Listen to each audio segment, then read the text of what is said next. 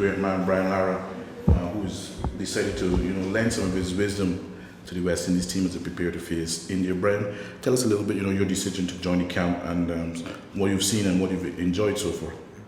Well, my decision to join the camp simply because I feel that the present crop of West Indies players, especially in the Test arena, is the right group of players. The talent that's within is there. The performance against England to win a series at home, I think it's the start of something really good for us. We must lay a foundation at home first before we travel abroad in foreign conditions to sort of take command of situations there. So getting on board just before the Indian series, I'm hoping that I could impart some sort of knowledge, some of my experiences in the past to the young batsmen, especially that we have in the team, to see if we can sort of get a little bit more out of them, because it's necessary. As I said, it's a good group of young players. We just have to get them thinking in the right way.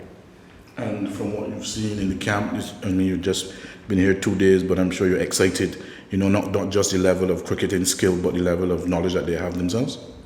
Yeah, what I've seen in the camp is, it's intense practice, which is good. Not being around this sort of situation for quite some time, and even going back to the days when I played, I felt that this intensity I've seen in this camp is very good. The young players are working hard. Floyd Reefer and his team is actually putting things together pretty good.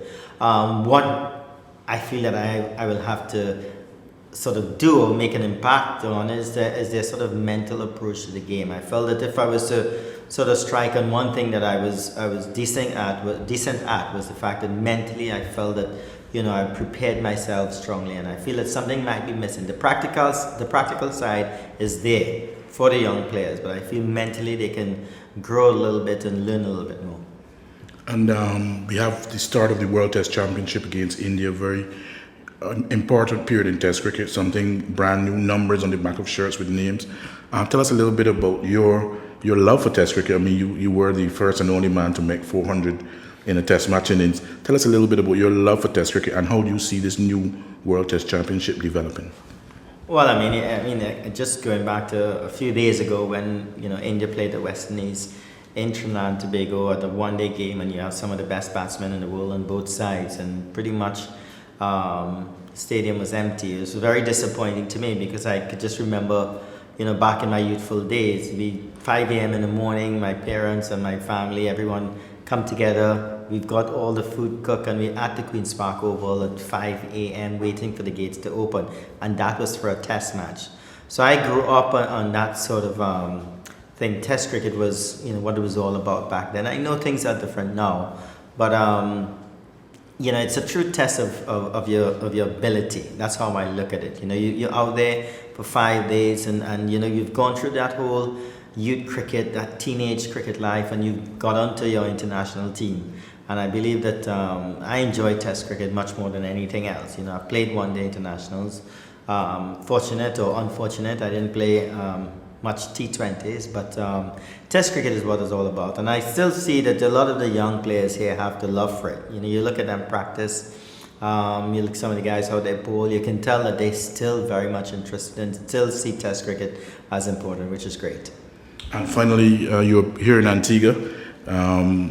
For you, have a place with great memories, 375 and 400. People think about those numbers and wonder how on earth can a batsman make those numbers and then go on to make 500 in a first-class match. Of all your innings, all your great innings, all the numbers as they stack up, what would you rate as your greatest performance?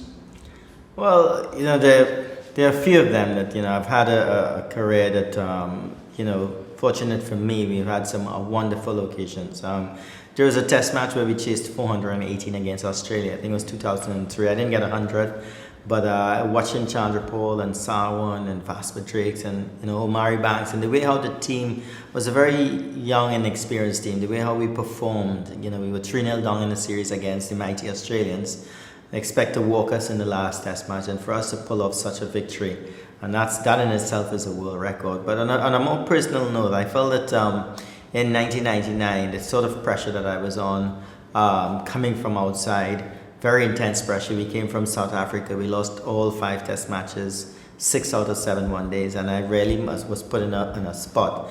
I think that tested me, and my performance in Jamaica 213 and in Barbados 153. I think those two will go down for me as something very, very special. I think maybe the best I've batted under the situations. You may have prettier innings and people talk about 277, or you would think, well, how could a guy score 400 and he doesn't rate it. Not that I don't rate it, but when you test someone and you find out how strong you are, how your inner strength is something that's more pleasing and more lasting than anything else.